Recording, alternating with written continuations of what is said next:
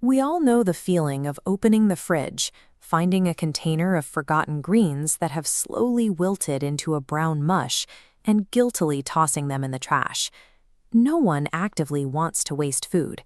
Yet, despite those good intentions, Americans throw away roughly 40% of all the food they produce. That adds up to over 365 million pounds of edible food dumped into the garbage every single day. When we think about the things actively hurting our climate, we tend to picture heavy industry, like factories and smokestacks. Or we picture ecological disasters, like massive oil spills. We rarely picture our leftovers. But as that rotting food decomposes in a landfill, it releases highly potent greenhouse gases. This chart ranking global greenhouse gas emissions reveals the massive scale of the problem.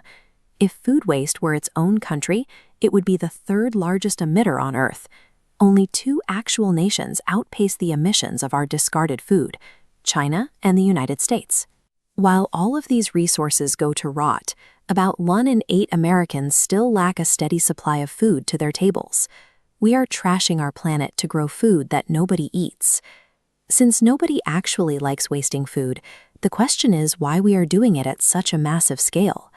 The problem is driven by human psychology, specifically the way time degrades our emotional attachment to the things we buy. Researchers once asked people how they would feel if they dropped a carton of eggs right after getting home from the grocery store. People reported high levels of remorse. But when asked how they would feel if those same eggs sat in the fridge for 6 weeks unused and then had to be thrown out, that remorse almost completely vanished. This disconnect is amplified by a behavioral quirk called white space aversion. Subliminally, we are deeply uncomfortable seeing empty space in our homes and on our plates, so we naturally try to fill it. And the spaces we need to fill have ballooned. Since the 1970s, the average American refrigerator has increased in size by about 15%. Our serving sizes followed suit, with the average dinner plate expanding by 36% since 1960. These oversized plates and massive fridges form an invisible architecture in our homes. They practically guarantee we will overbuy and overserve ourselves just to avoid looking at empty space. To see how powerful environmental design cues are, we can look at UC Santa Barbara. Before 2009, their dining halls used large 14 by 18-inch cafeteria trays. Students felt compelled to load up that wide empty space with extra plates and multiple drinks they wouldn't actually finish. The university introduced an incredibly simple intervention. They completely removed the physical trays. Students could still take as much food as they wanted, but they had to comfortably carry it in their hands.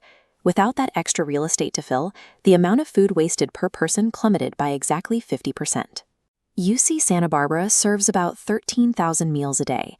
By cutting individual waste in half, the campus suddenly saved nearly 5,000 pounds of perfectly good food every single day. That daily volume is the equivalent of rescuing 350 whole Thanksgiving turkeys from the trash. Tiny, subliminal changes to our environment, like removing a tray or shrinking the diameter of a plate, bypass our bad habits. They reduce massive amounts of waste without forcing anyone to make conscious sacrifices. Even with better habits, we will still generate surplus food. The second half of the problem is figuring out how to get that surplus to the people who actually need it. A highly effective local solution to this was developed back in 1999 inside the MIT Media Lab. It's called the Food Cam. Whenever staff have leftover catering, they place it under a camera and press a single button. The system snaps a photo and instantly sends an alert to the entire building via email and Slack to come eat. This creates a highly competitive rush. Trays of food that would otherwise go into a dumpster are swarmed by people from every hallway and completely consumed within seconds. The Food Cam proves a vital rule. Humanity will rapidly and eagerly consume surplus food if you completely remove the friction of finding it. Alerting a single building is easy. Replicating that success across an entire city where businesses sit on hundreds of leftover meals is much harder. The primary obstacle is logistical friction. It takes far too much time for a business to figure out exactly how and where to legally donate a massive pile of rapidly perishing food.